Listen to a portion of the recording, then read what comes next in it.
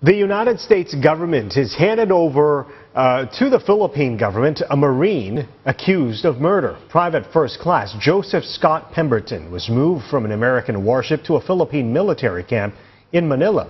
It is a case that's stoking memories of a similar event 8 years ago. Channel News Asia's Aya Lowe with this report.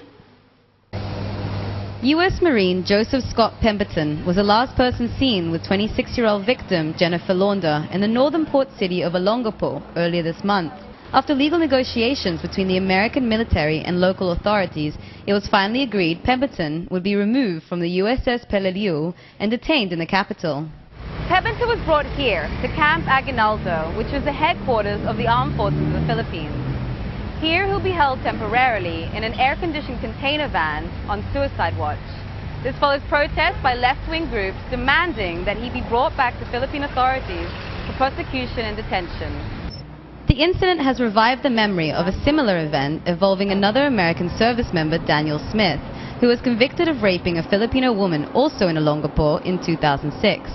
An appeals court dismissed the case 3 years later after the victim recanted her testimony. And Daniel Smith case. He was in the U.S. Embassy, not our facility, extraterritoriality. Now it's in our camp. No? I think they are responding to our needs and our sensitivities.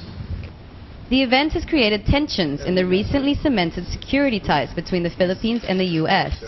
A new defense pact was signed in April, which will allow greater American military access to the country. It's led to an outcry from the public calling for a repeal of the treaty.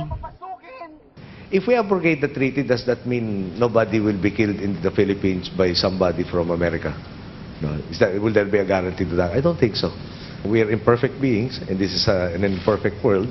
No. One instance of things that nobody, I believe, really wants to happen, has happened, but the tragedy will be settled in that the guilty will be made to answer for the crime.